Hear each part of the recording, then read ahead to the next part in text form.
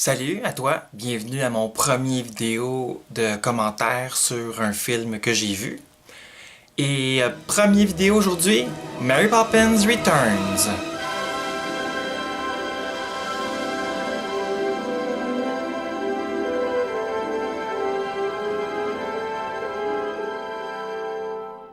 Alors, Mary Poppins Returns, quand j'ai vu la bande-annonce, alors j'ai été très émotivement impliqué. J'ai pleuré pour la musique et j'ai pleuré pour le décor.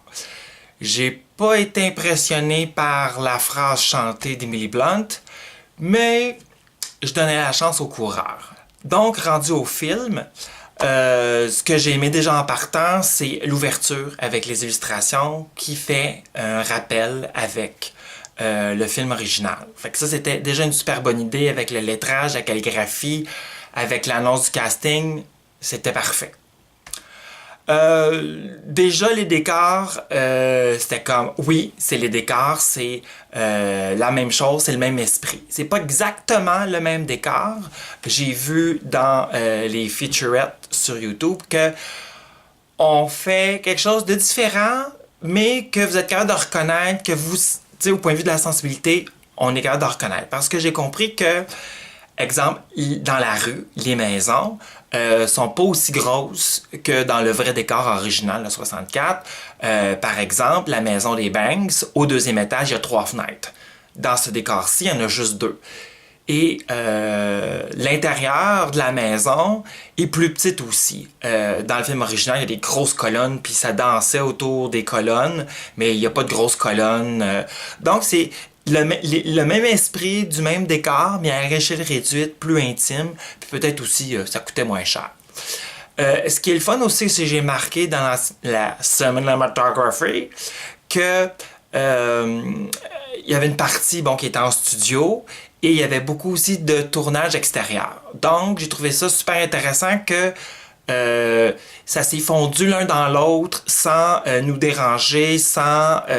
c'était non apparent. Donc, on n'a pas senti « Ah, on est dehors. Ah, on est en dedans. Ah, on est dehors. » Oui, quand on le sait, mais visuellement, c'était pas agressif. Je continue aussi mes notes sur mes notes sur mon cellulaire. Alors, donc, les costumes ont été faits par Sandy Powell et elle a fait une bonne job dans la majorité du temps, pour toute la production. Puis, voici quelques petites notes que je veux souligner. Le costume de Mary Poppins, quand elle arrive, ou même un peu à travers tout le film, j'ai trouvé parfois un petit peu trop richement habillée.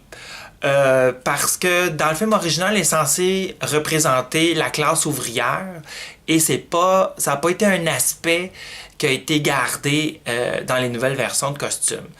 Mais quand même, c'était très beau, les coupes étaient belles, c'était bien fait, mais c'était peut-être un petit peu trop riche. Elle avait l'air de la matante riche qui arrive, puis c'est pas ça n'a pas de l'air d'une gardienne d'enfant. Bon.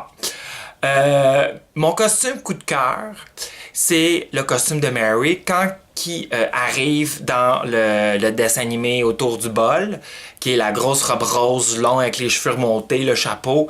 J'ai comme fait OK, wow! Vraiment, c'est mon costume préféré. Celui que j'ai moins aimé, c'est encore même dans la série, dans les scènes de dessin animé, c'est le costume qu'elle porte pour A Cover's Not the Book. Le costume, j'ai trouvé que c'était un petit peu trop court, trop haut, trop révélateur dans les jambes, et aussi sa perruque, ça m'a fait décrocher. J'étais rendu Catherine Zeta-Jones dans Chicago. Puis en plus, c'est le même metteur en scène. Fait que non, c'est pas Mary. Mais à part de ça, tout le reste, c'était très bon. J'ai aimé dans les accessoires, j'ai aimé le clin d'œil au Snow Globe avec la cathédrale de Saint-Paul.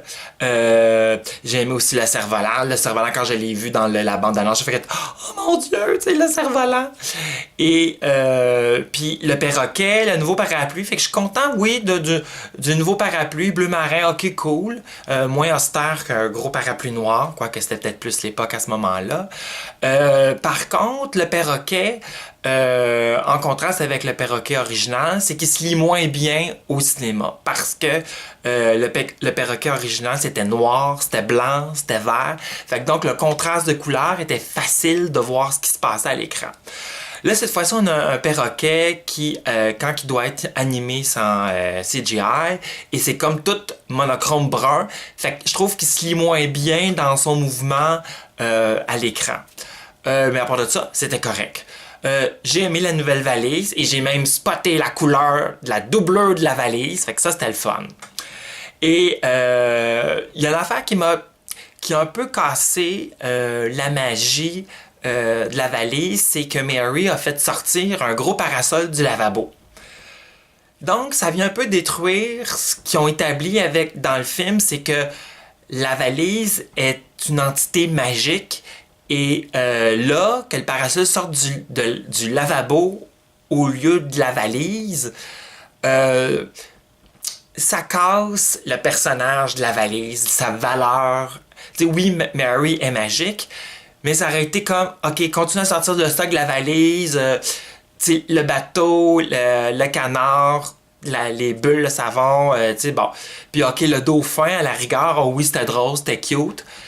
Puis, mais, en tout cas, par rapport à la valise, ça a brisé un peu mes attentions. Pour l'animation, j'en parlais plus tôt, c'était vraiment le fun qu'il ait fait l'animation, qu'il ait ramené le 2D.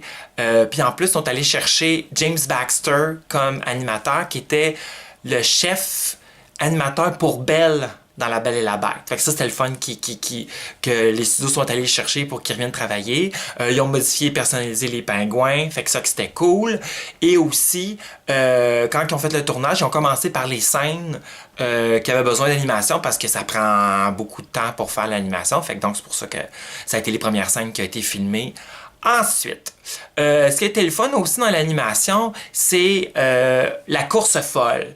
Quand un enfant se fait kidnapper par le méchant loup et les enfants partent après et il y a une grosse course et ça faisait une belle scène d'action animée qui me faisait rappeler les scènes, par exemple, la chasse de voiture, par exemple, Cruella en voiture dans les 101 Dalmatiens. Oui, c'était dark, oui, c'était un peu plus edgy, mais ça fonctionnait, puis ça donnait de l'importance dramatique au kidnapping de Georgie, qui est le plus petit des enfants.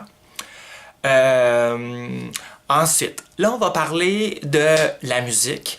La musique, juste la musique toute seule, j'ai adoré. C'était parfait. Les airs, les mélodies, c'était parfait. Ils ont gardé la couleur du film original, ce qui a vraiment manqué au Broadway, parce que je suis pas allé le voir le Broadway parce que il n'y avait pas cette couleur-là. Le film original, les orchestrations ont été faites par Irwin Costal. Irwin Costal a travaillé beaucoup au cinéma. West Side Story, Mary Poppins, Sound of Music, Chitty Chitty Bang Bang, Peter Elliott le Dragon et Bedknobs et Broomstick. Alors donc, il a même fait un album solo avec Julian Jones, donc Irwin Costal. Donc, le compositeur orchestrateur pour le nouveau film, c'est Mark Sherman. Et quand j'ai vu que c'était lui qui avait fait Down with Love avec Renée Zellweger et Ewan McGregor en 2002-2003, j'ai comme fait, oui, ok, il y a en lui la couleur musicale des années 60. Et il a fait aussi, il est surtout connu pour avoir créé la musique pour la comédie musicale Hairspray. Fait que donc, ça aussi, c'est full 60s. Et aussi, il a fait Smash, la télésérie Smash, et aussi, il a fait la musique pour Sister Act 2. Alors donc, il y avait déjà un bon résumé pour ça, pour travailler sur ce film-là. Et donc, pour les paroles, sont allés chercher son chum avec qui il a écrit Hairspray. J'ai son nom ici, compositeur Scott Whitman. Donc, il a travaillé pour Smash aussi, Hairspray et Down with Love. Mais cette fois-ci, les chansons, j'ai comme pas accroché sur la majorité des chansons. parce que ça sonnait un peu trop Broadway. C'était pas assez cinématographique. Et en plus, comme le film original, les chansons étaient tellement faciles à apprendre qu'un enfant de 8 ans pouvait chanter toutes les chansons de Mary Poppins, les apprendre par cœur, un enfant de 8 ans. Un enfant de 8 ans, avec les nouvelles chansons de Mary Poppins Returns, je trouve que ça marche pas. Bon, puis même moi, il a fallu que je me force à écouter les paroles, à me dire comme focusser, puis voir, ok, c'est quoi qui se dit, c'est quoi qui raconte. Puis c'est comme un peu épuisant. Par contre, il y a deux chansons qui m'ont marqué. C'est la chanson ça s'appelle A Conversation, qui est chantée par Michael Banks. Et ça, c'est comme, ok, oh wow, on comprend l'ampleur de son deuil, de sa tristesse depuis l'année qui a passé, depuis que sa femme est décédée. Et fait que ça, cette chanson-là est venue me chercher. Bon, ok, j'ai pleuré. Bon. Ensuite, il y a l'autre chanson, c'est la chanson des trois enfants, quand ils chantent à leur père. Bon, je me rappelle pas du titre, mais celle-là, ça m'a comme elle aussi, c'est venu me chercher. Oui, ça c'est venu me chercher. Il y a les autres chansons, Can You Imagine That? Oui, c'était le fun. Le voyage était le fun, partir dans le bain. Il y a juste une chose que j'ai pas aimé de cette chanson-là. Ben, quand que Mary préparait le bain, un moment donné, elle dit And I'm never incorrect. Et de la façon qu'elle a joué, ça, c'est autant de la faute du metteur en scène Ron Marshall que Emily Blunt. De la façon qu'elle dit cette phrase-là, elle se retourne de bord, puis elle regarde les enfants comme ça, comme un gros dédain. Non, tu peux pas faire ça comme ça à des enfants dont tu as la charge. Tu peux pas dédaigner ces enfants-là. Tu peux pas dire And I'm never incorrect. Tu sais, moi je serais arrivé, je ferais And I'm never incorrect. Tu sais, je trouve que au lieu de passer par en bas, moi je serais passé par en haut pour venir comme je viens appuyer ce que je dis. Je viens pas vous regarder en vous dégradant de la tête aux pieds. Je trouve que ça l'a pas passé. En tout cas pour moi. Ensuite, on sait que j'ai su que les chansons finalement ont été comme créées un peu en atelier de groupe avec les acteurs pour écrire des chansons sur mesure ou la mélodie sur mesure selon les capacités vocales des acteurs. Oui, je le sais, j'avais pas d'attente pour Emily Blunt parce qu'on sait qu'elle n'est pas capable de chanter 4 octaves comme Julie Andrews est capable de le faire. Fait que c'était correct. Oui, je sais que je l'ai vu dans Into the Wood, qui est un autre film avec Rob Marshall puis Meryl Streep. Oui, elle a fait ce film-là, mais elle m'a pas épaté. Tu sais, je veux dire, dans Into the Wood, c'est la chanson des deux princes qui vont jeter à terre. Le reste, j'aurais pu m'en passer. Bon, maintenant, on va parler un peu de Rob Marshall, qui est le réalisateur de ce film-là, qui est aussi connu pour Chicago, que moi j'ai trouvé très bon. Into the Woods, que j'ai trouvé, comme j'ai dit tantôt, un peu moyen. Nine, qui a été pas un gros succès au box-office, mais que Nicole Kidman était tellement belle qu'elle avait une belle robe que j'ai fait la toune. C'est sur YouTube. Il a fait Memoirs of a Geisha, qui est un super beau film. Et Pirates of Caribbean 4, qui a été un peu comme... qui a été, oui, qui a eu le milliard de dollars, mais que c'était pas le meilleur film. Donc, fait que Rob Marshall, à quelque part, je suis un peu content, puis pas content qu'il ait fait ce film-là, parce que j'ai pas trouvé d'autres personnes qui auraient pu le faire. Mais je pense qu'il y a des faiblesses au point de vue peut-être de la direction d'acteur, parce que Rob Marshall, c'était un danseur qui a commencé dans Cats, qui est devenu un chorégraphe, qui est devenu un réalisateur de films. Fait qu'il n'y a pas la même... Je pense pas qu'après, il fait un film aux 4 ans, là. Je viens de les dire, les films qu'il a fait, là. Il a peut-être pas développé beaucoup comment diriger un acteur, puis comment déceler si c'est la bonne façon de le faire, oui ou non. T'sais. En tout cas, au point de vue du script, c'est David Medji qui l'a fait, qui est aussi connu pour Neverland, avec Johnny Depp et Kate Winslet. Oui, c'est ça. Miss Pettigrew, que j'ai hâte de voir. Life of Pi, donc une adaptation d'un roman. Et fait que Mary Poppins, c'est son 4e film. Ouais, c'est ça, c'est lui qui fait des films aux 4 ans.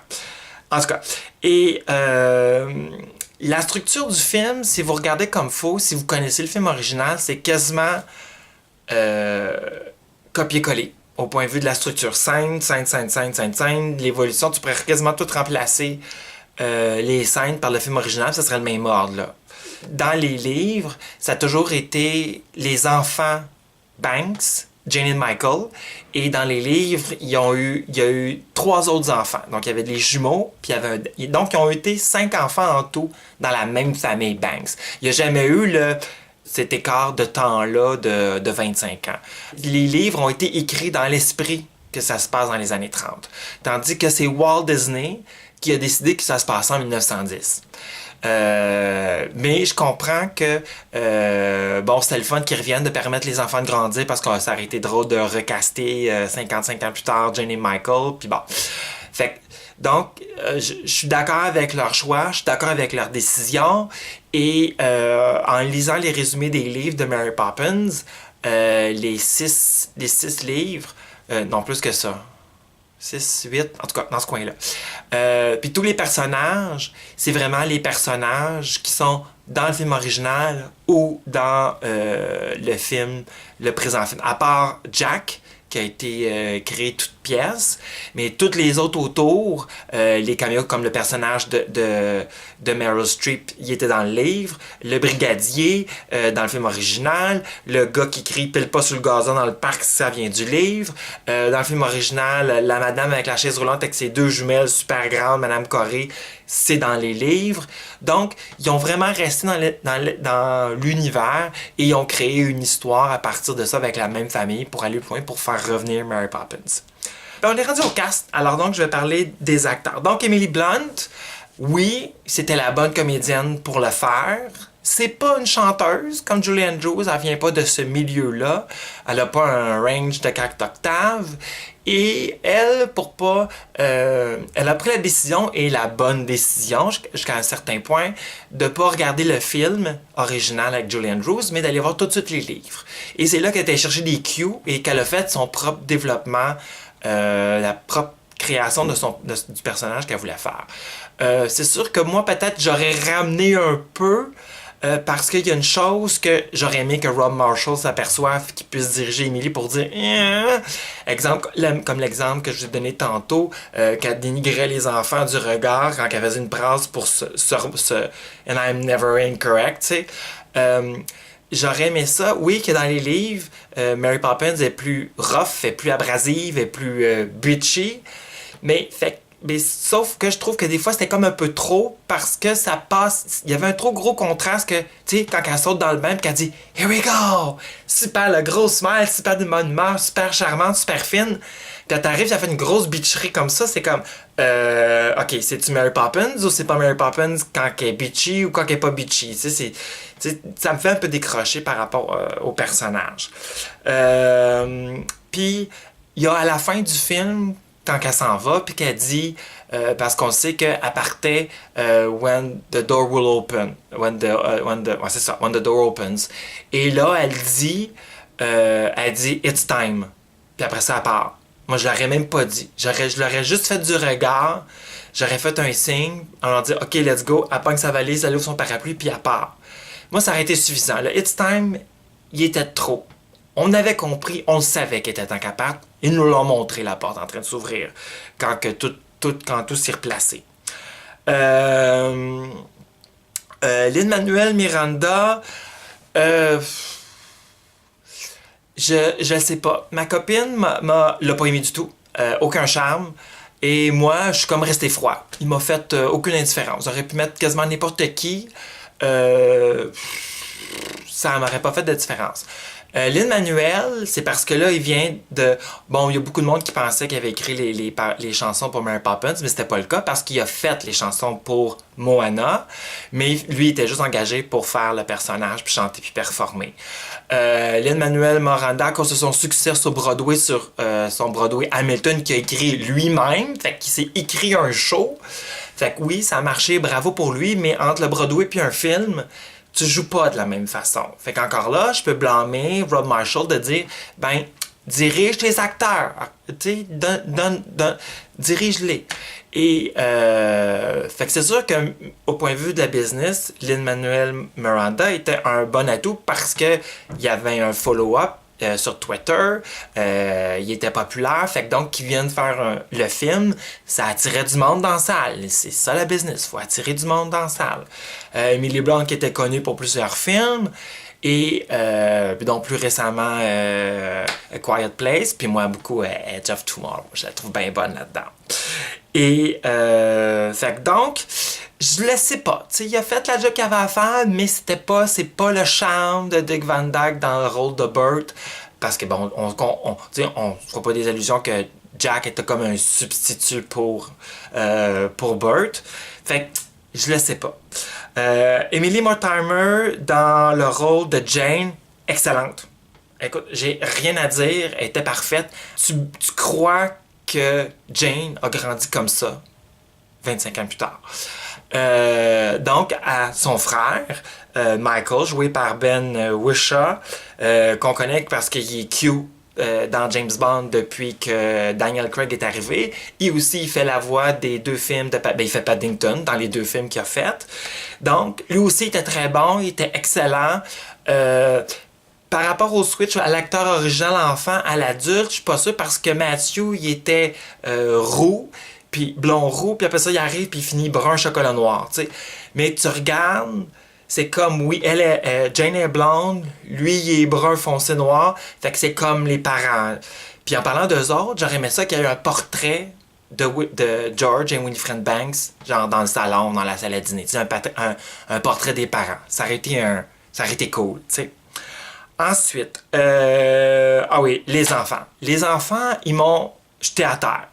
C'est peut-être là où est-ce que Rob Marshall a fait une excellente job, c'est avec les enfants, parce qu'il y avait, puis le script aussi, parce que les enfants avaient de la drive, il y avait du power, ils étaient très très très forts, très très présents, et le plus vieux, j'ai juste le nom des enfants, comment il s'appelle? Ah oui, c'est John, Annabelle et Georgie. John, c'est le plus vieux, et Georgie, c'est le petit blond qui se ramasse le cerf-volant dans la balance, puis qui dit « J'ai trouvé une nanny! » Fait que John, j'ai trouvé, il a joué dans Game of Thrones.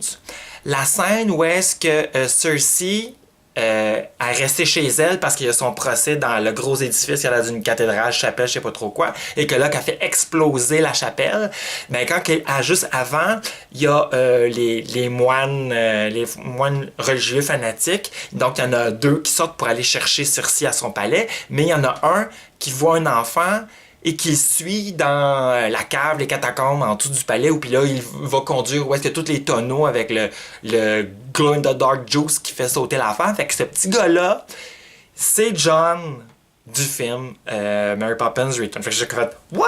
C'est pas bien drôle! » Ensuite, il y a Julie Walters qui fait, par surprise, c'est Ellen, donc c'est la même bonne qui était là dans le film original, recastée, mais c'est Ellen, qui a pris, en plus de faire la cuisine, de s'occuper des enfants, de s'occuper de la maison. Fait que ça, c'était le fun. Puis, elle avait à peu près le même edge et le même commentaire à la désagréable que j'aimais contente, tu sais. Fait que ça, j'ai trouvé ça bon. Meryl Streep, j'ai trouvé bonne. Personnage du livre. Elle est censée avoir son mari, mais ils n'ont pas mis son mari dans le livre, dans le film. C'était le fun, c'était cool, elle était folle, puis c'était comme un peu un équivalent de l'oncle Albert avec qui rit puis qui monte au plafond, tu sais, fait que c'était cool, c'était correct.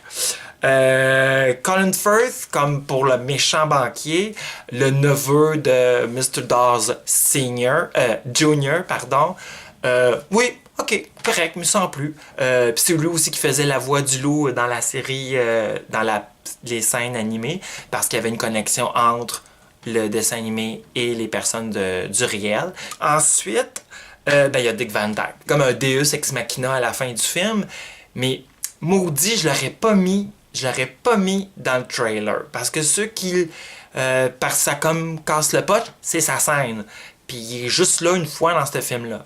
Fait que ça aurait été une grosse surprise qui arrive vraiment même, c'est parce que c'est pas tout le monde qui aurait entendu ou qui aurait vu les rumeurs que Dick Van Dyke a tourné dans le nouveau Mary Poppins, va faire un caméo, tu sais. Mais là, dans la bande-annonce, ça a comme cassé le punch, fait que j'avais pas le même fun de le voir arriver. Bon, que j'en ai parlé tantôt, Angela Lansbury dans le rôle de la vendeuse de ballons dans le parc.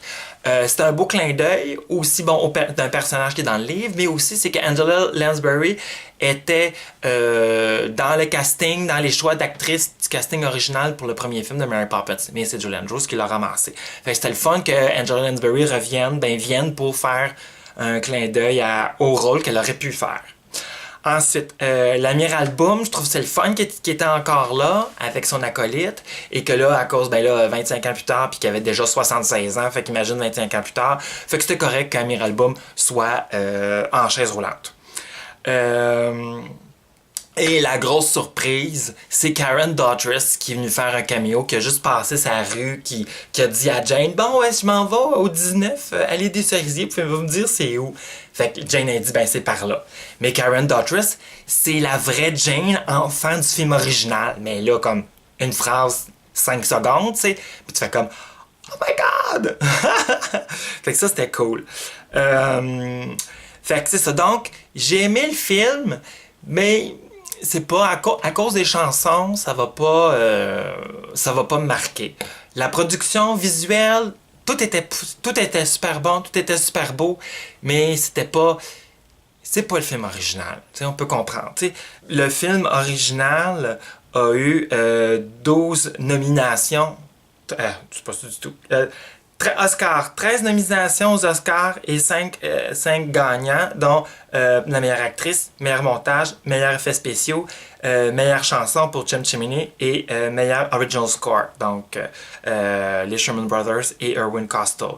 Et donc, ils ont gagné un Grammy pour le disque.